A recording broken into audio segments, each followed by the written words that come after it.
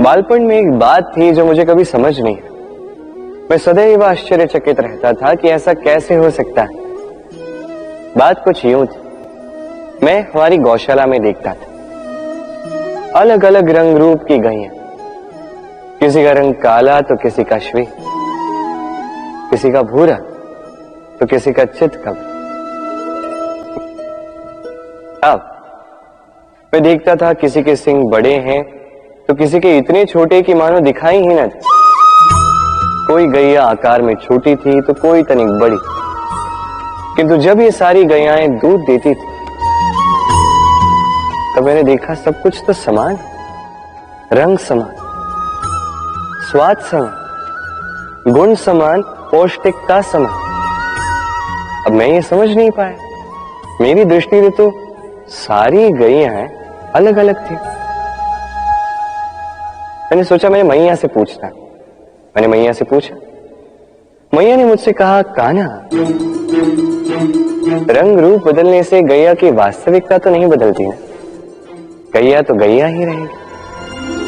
अब मैं ये बात नहीं समझ पाता कि मनुष्य इसे आत्मसात कैसे नहीं कर सकता।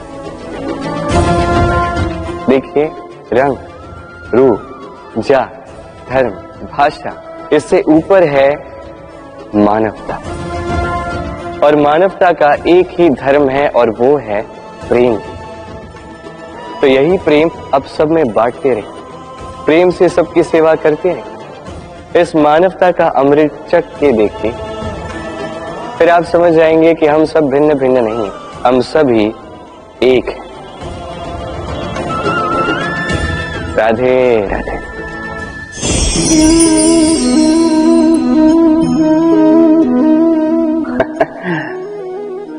मेरे मन में अभी अभी एक विचार आया।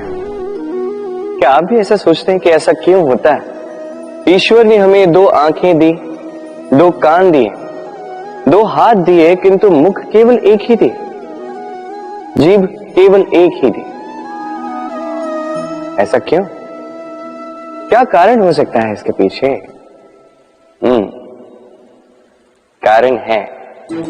कारण ये है कि ईश्वर चाहते हैं कि हम देखें अधिक, सुने अधिक, कार्य अधिक करें, बोले कम। अब यदि आप गौर से सोचेंगे तो इसमें भी हमारी जीभ को अत्यंत कोमल बनाया गया है ताकि इन कठोर दांतों के मध्य में ये बड़ी सरलता से रह सके। अब इसके पीछे भी कोई कारण है। हमारे शब्द और हमारी वाणी भी इसी प्रकार कोमल और सरल होनी चाहिए। स्मरण रखिए, यदि इस मुख से शब्द कठोर निकलेंगे तो इसके परिणाम भी कठोर ही होंगे। इसी कोमल, इसी सरल और इसी मीठी वाणी के साथ आइए मेरे साथ कहें, राधे राधे। इस कोमल घास को देख रहे हैं, इतनी कोमल कि कोई बालक भी आके इस पर बैठ जाए तो ये दब जाती।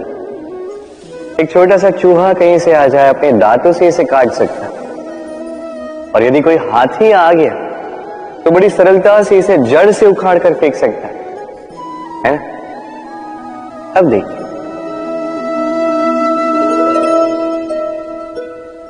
मैंने इसी घास को गूंथ कर एक रस्सी बनाई और अब वही कोमल घास एक शक्तिशाली बंधन में परिवर्तित हो चुका। ऐसा बंधन जो किसी हाथी को बांधने में काम आ सकता।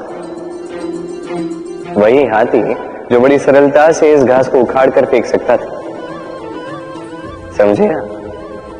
इसी रस्सी की भांति यदि एक साथ रहोगे, एक दूसरे की सहायता करोगे, साथ निभाओगे, तो कितनी भी बड़ी समस्या क्यों ना, उसका हल बड़ी सरलता से आप निकाल पाओ। राधे।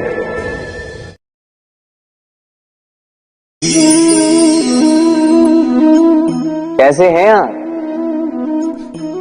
पूछने का कारण ये कि आज के समय में आसपास किसी भी देख लो, दुखी, व्याकुल, सोचता है कि संसार में सबसे अधिक दुख उसी के जीवन में, सबसे अधिक समस्याएं उसी के जीवन में।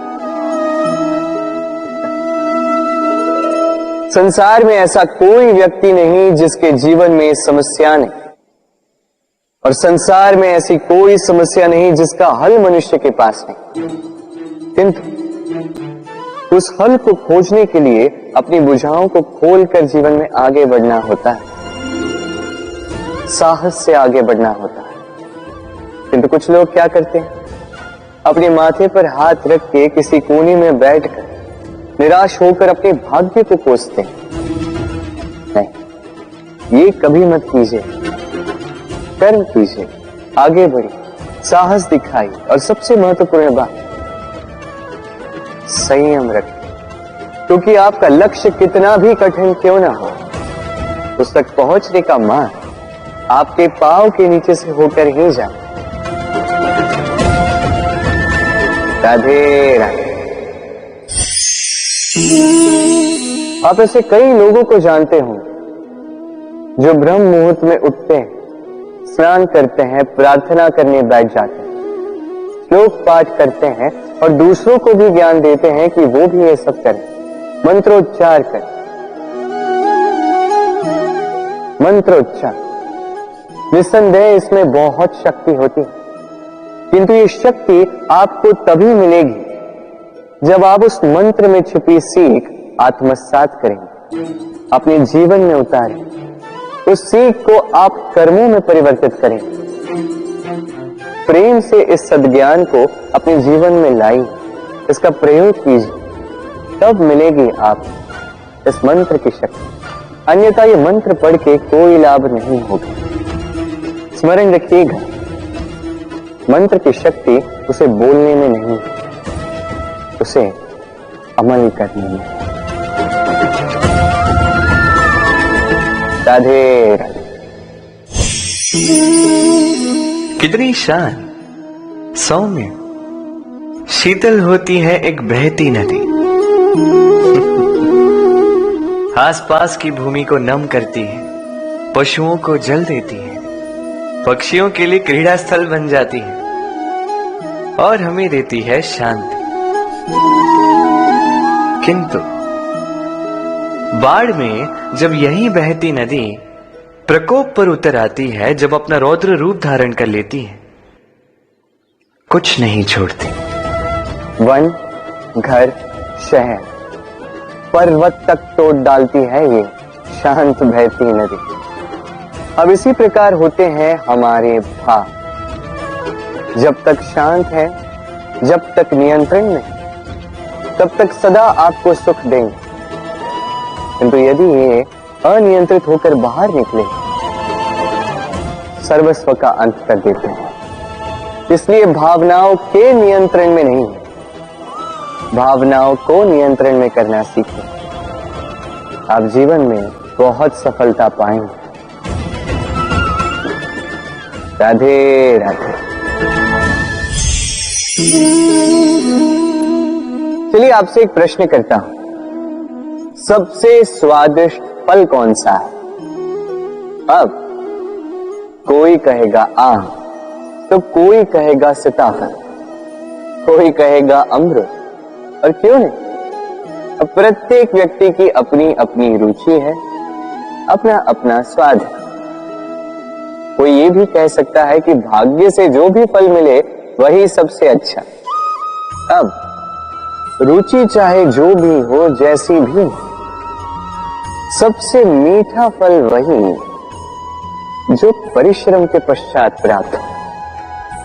अब देखिए, तिनका तिनका जोड़कर, पाई पाई जमाकर अपनी स्वयं की एक कुटिया बनाना, उसमें रहना, वाह, इसका आनंद ही कुछ और है। और इसके समक्ष बड़े बड़े महलों का सुख फीका पड़ जाता है। ऐसा क्यों होता है? इसका उत्तर बड़ा ही सीधा साधा है। जब आप परिश्रम करते हैं, मानसिक परिश्रम करते हैं, शारीरिक परिश्रम करते हैं, अपना सारा समय उसमें निवेश करते हैं, निरंतर प्रयास करते हैं, उसके पश्चात आपको यह फल मिलता है, तो इस फल का मूल्य तो आप जानते ही हैं। स्मरण रखिएगा, परिश्रम अमूल्य है, इसलिए इससे मिला फल भी अतुल्य है। तो परिश्रम करते जाइए, निरंतर प्रयास करते जाइए, इस फल को प्राप्त करते जाइए, अपने इस जीवन में इस सफलता को प्राप्त करते जाइए। और मेरे साथ प्रेम से कहिए, राधे राधे।